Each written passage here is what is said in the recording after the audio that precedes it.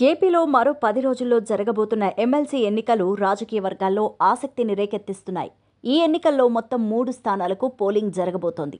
వీటికి ఒకటి teachers quota MLC స్థానం కాగా, మిగిలిన 2 పట్టభద్రుల ఓట్ల ద్వారా ఎన్నుకునే ఎమ్మెల్సీ స్థానాలు. టీచర్స్ కోటా స్థానానికి పార్టీలు పెద్దగా ప్రాధాన్యత ఇవ్వాల్సిన అవసరం లేకపోయినా పట్టభద్రుల ఎమ్మెల్సీ ఎన్నికలు మాత్రం కీలకంగా మారాయి. ఉభయ గోదావరి, ఉమ్మడి కృష్ణా, గుంటూరు జిల్లాలోని పట్టభద్రుల ఎమ్మెల్సీ స్థానాలకు పోటీ తీవ్రంగా ఉండబోతోంది.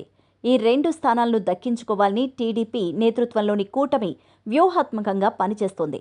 ఈ నేపథ్యంలో టీడీపీ అధినేత ఏపీ సీఎం నారా చంద్రబాబు నాయుడు కూటమి పార్టీల నేతలతో టెలికాన్ఫరెన్స్ నిర్వహించారు. ఈ సమావేశంలో ఆయన కీలక అంశాలు ప్రస్తావించారు. 2024 ఎన్నికల్లో కూటమి 93% స్ట్రైక్ రేటుతో విజయం సాధించిందని చంద్రబాబు గుర్తు చేశారు. ఈ స్థాయిలో విజయం సాధించడం సాధారణ విషయం కాదని, అదే దూకుడును కొనసాగిస్తే విపక్షం స్వయంగా బలహీనపడుతుందని పేర్కొన్నారు. ప్రతి ఎన్నికలోనూ కూటమి విజయాన్ని సులభతరం చేయడం కోసం పార్టీ శ్రేణులు ముమ్మరంగా పనిచేయాలని సూచించారు. ఇక ఈ ఎన్నికల్లో కూటమి అభ్యర్థుల గెలుపుపై తనకు ఎలాంటి అనుమానం లేదని చంద్రబాబు నాయుడు ధీమాను వ్యక్తం చేశారు. తన దృష్టి పూర్తిగా మెజార్టీ పెంపుపై ఉందన్నారు. ఈ ఎన్నికల్లో ఓటర్లు ఉన్నత విద్యావంతులైన పట్టభద్రులు కావడంతో వారిలో విశ్వాసం కలిగించేలాగా ప్రచారం చేయడం అవసరమని చెప్పారు. పట్టభద్రుల ఎమ్మెల్సీ ఎన్నికల్లో విజయం సాధించడం ద్వారా విద్యావంతుల మద్దతును పొందగలమని చంద్రబాబు నాయుడు అభిప్రాయపడ్డారు. చదువుకున్నోడు మనకు ఓటు వేస్తే సమాజానికి మేము చేస్తున్న సేవ స్పష్టమవుతుంది అంటూ ఆయన వ్యాఖ్యానించారు. ఈ నేపథ్యంలో కూటమి అభ్యర్థులకు రికార్డు స్థాయిలో మెజార్టీ రావాలని, అందుకు తగ్గ విధంగా పార్టీ శ్రేణులు కృషి చేయాలంటూ చంద్రబాబు నాయుడు సూచించారు. అంతేకాదు, గత 8 నెలల కూటమి పాలనపై ప్రజల్లో ఉన్న అభిప్రాయానికి ఈ ఎమ్మెల్సీ ఎన్నికలు నిదర్శనంగా నిలిచే అవకాశం కూడా ఉందని, కాబట్టి కూటమి వీటిని ఎంతో ప్రతిష్టాత్మకంగా తీసుకుంటోందని వెల్లడించారు. గ్రామ, వార్డు సచివాలయ ఉద్యోగుల భవిష్యత్తుపై నెలకొన్న అనిశ్చితి గత కొంతకాలంగా కొనసాగుతోంది. వైసీపీ హయాంలో 1,25,000 మందికి ఉద్యోగాలు కల్పించినప్పటికీ వారు పూర్తిస్థాయి ప్రభుత్వ ఉద్యోగులు కాలేకపోయారు. కాంట్రాక్టు ఉద్యోగుల కంటే మెరుగైన స్థితిలో ఉన్నప్పటికీ ప్రభుత్వ విధుల్లో నేరుగా ప్రవేశించే అవకాశం లేకపోవడం వారిని అయోమయానికి గురిచేసింది. పైగా ఇప్పుడు వీరి ఉద్యోగాల గురించి చంద్రబాబు ప్రభుత్వం ఎటువంటి నిర్ణయం తీసుకుంటుంది అనేది ప్రశ్నార్థకంగా మారింది. సచివాలయ ఉద్యోగులను ఒక వ్యవస్థగా రూపొందించలేకపోయారని పలువురు విమర్శలు చేశారు. గత ప్రభుత్వం ఉద్యోగులను అవసరానికి మించి నియమించడంతో పాటు వారిని ప్రధానంగా ప్రభుత్వ పథకాలు అమలు చేయడానికే వినియోగించినట్లు చెప్తున్నారు. దీనివల్ల ఉద్యోగాల భద్రత లేకపోవడంతో పాటు ఉద్యోగాల్లో ఎదుగుదల కూడా లేకుండా పోయిందన్నారు. ఇక కూటమి ప్రభుత్వం అధికారంలోకి వచ్చిన తర్వాత తమకి స్థిరత్వం లభిస్తుందని ఆశించినప్పటికీ 8 నెలలు గడిచినా సచివాలయ ఉద్యోగుల భవిష్యత్తుపై ప్రభుత్వం స్పష్టమైన నిర్ణయం తీసుకోలేకపోయింది. అయితే ఇటీవలే ప్రభుత్వం ఈ ఉద్యోగులను 3 విభాగాలుగా విభజించి అవసరమైన చోట్ల నియమించుకునేందుకు చర్యలు ప్రారంభించింది. ఈ నేపథ్యంలో గ్రామ, వార్డు సచివాలయ ఉద్యోగుల సమస్యలు పరిష్కరించేందుకు ప్రభుత్వం దృష్టి సారించింది.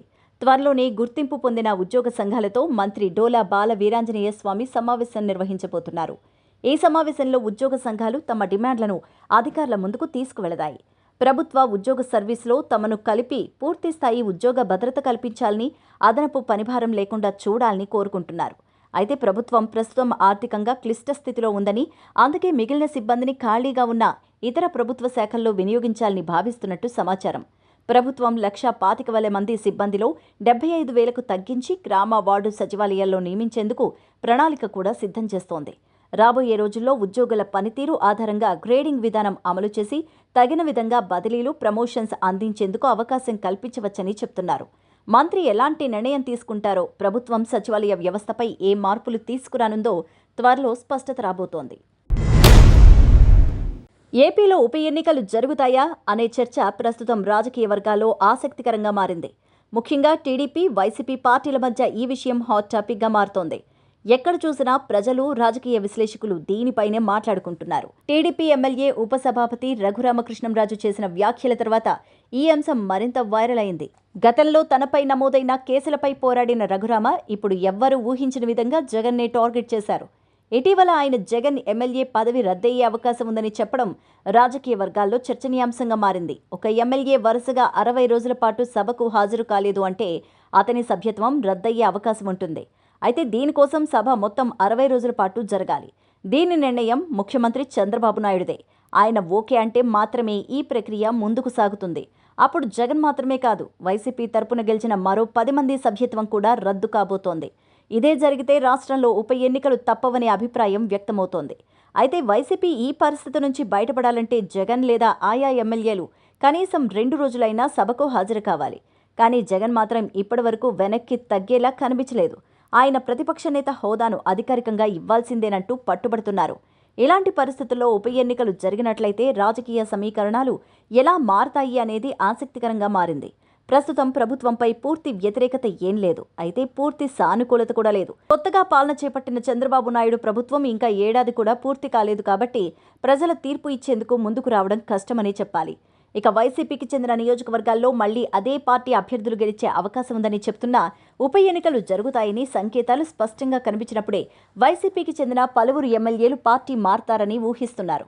ఇదే జరిగితే రాజకీయ పరిస్థితులు మారిపోయే అవకాశం కూడా లేకపోలేదు. ఈ పరిణామాల నేపథ్యంలో రాజకీయ నేతలు ఏ నిర్ణయం తీసుకుంటారు అనేది ఆసక్తికరంగా మారింది.